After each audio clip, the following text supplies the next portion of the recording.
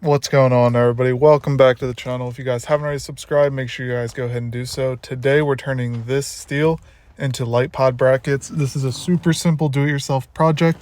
It'll be under $10 to make your own light pod brackets. This works for any vehicle, but today we'll be making them for my 2001 Jeep WJ, and I just wanted to mount these light pods up. I've had them in the garage for a little while.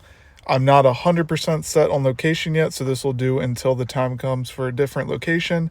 We'll also go over why I chose this color instead of a white LED in a future upcoming video when we wire these up. But today's video is going to be simply how to make the bracket.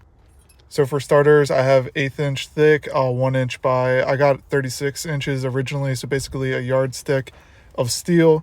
And we went ahead and made some light pod brackets out of it. This was super simple, it took probably 45 minutes for the first one because you have to figure a lot out. But let's go ahead and pop the hood and I'll show you guys how I mounted these and what the whole idea behind these are. So I knew I wanted some lights at the bottom of the windshield, just for when we're off-roading at night or anything like that. And so this seems like the easiest way to mount them to me. And it was to the bottom of the hood. There's 2 bolts, and the farthest back one, we went ahead and put this between the hood and the nut, and that holds it right in place. So now we're going to go over how you guys can figure out all the angles to make these and how exactly I did this. And this was a super simple build. So for starters, you're going to want to get something thinner that you can just bend with your hand. I picked up a metal clothes hanger, and we're going to be using that just to figure out the bends we need to clear everything, get everything set up correctly. And from there, we'll transfer those bends onto our actual steel. You don't have to use a coat hanger, just any metal you can easily bend with your hand will work best. And you're just kind of using this as a rough shape of your bracket and what you're going to need in order to make this work.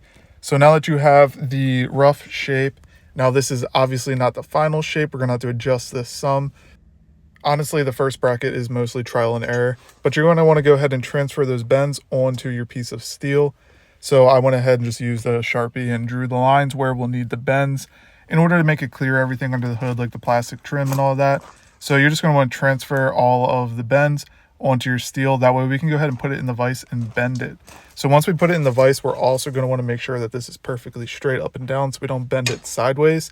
So let me go ahead and get this clamped up there, and I'll show you how I figured out if it was perfectly straight. So I actually used the same digital angle finder that we use setting the pinion and caster angle on the Jeep. Super simple. I mean, you just got to make sure it's at 90 and you should be good.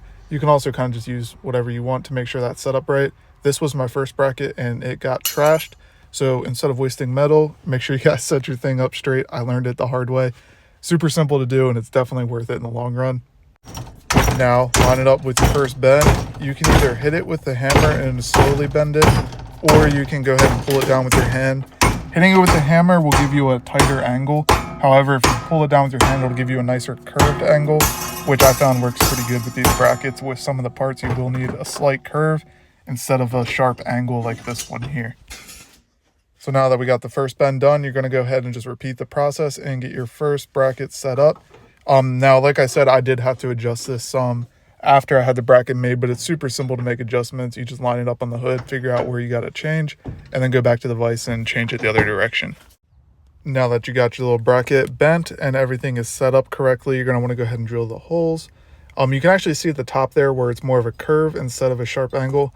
That's where I just bent it by pulling the top of the metal with my hand. And then the sharper angles were with the hammer.